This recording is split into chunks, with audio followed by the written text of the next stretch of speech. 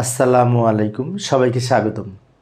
প্রিয় শিক্ষার্থী বন্ধুরা, আজকে আমি আইসিটি বিষয়ের এই যে এখানে লজিক ফাংশন দেওয়া আছে, এই লজিক ফাংশনের পরিপ্রেক্ষিতে লজিক গেট কীভাবে অঙ্কন করতে হবে, এটা হচ্ছে একটি লজিক ফাংশন অর্থাৎ সমীকরণ।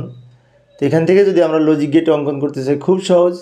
এ আর বি দুইটি ইনপুট, প্রথমে যে এ এবং বি দুইটি ইনপুট নিলাম, এ একটা ইনপুট, বি একটা ইনপুট। এ আর বি এই যে এখন এ আর বি দুইটা মিলে গুণ হয়েছে, প্রথমে গুণের উপরে নট যুক্ত হয়েছে। এখান থেকে এ নিলাম, এখান থেকে বি নিলাম, দুইটা মিলে গুণ করব, গুণের জন্য অ্যান্ড গেট। এই যে লাইনটা বেরোলো, অ্যান্ডের উপরে আবার এই যে নট আছে তাই নট যুক্ত করলাম। এই লাইনটা যেটি বেরোলো এ বি গুণ করে তার উপরে নট।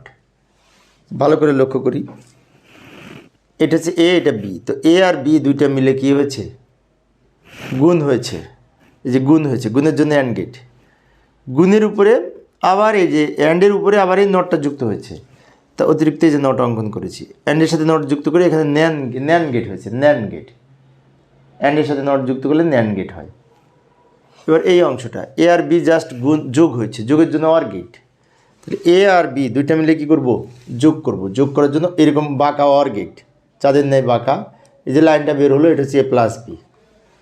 এবার এইটুকুর ফলাফল হচ্ছে এইটা, এটুকুর ফলাফল হচ্ছে এইটা। এই দুইটা মিলে আবার মাঝখানে যে গুণ হয়েছে, তো আমি গুণ করার জন্য অ্যান্ড গেট অঙ্কন করব। তো অ্যান্ড গেট এরকম ডি এর মতো দেখতে, অ্যান্ড গেট। ভালো করে লক্ষ্য করি, এটার ফলাফল পেয়েছি এই লাইনটা, এটার ফলাফল পেয়েছি এই লাইনটা। এই দুইটা মিলে গুণ হয়েছে, গুণ করার জন্য অ্যান্ড গেট। ফাইনালি এই যে আউটপুটটা বের হয়েছে যে টোটালের মান। তো প্রিয় শিক্ষার্থী বন্ধুরা, এই ছিল আজকের আলোচনা। আমি শিক্ষার্থীদের জন্য অল্প অল্প করে আলোচনা করি, যাতে শিক্ষার্থীরা বোরিং ফিল না করে। পরের ক্লাসটি দেখার আমন্ত্রণ রইল। খোদা হাফেজ।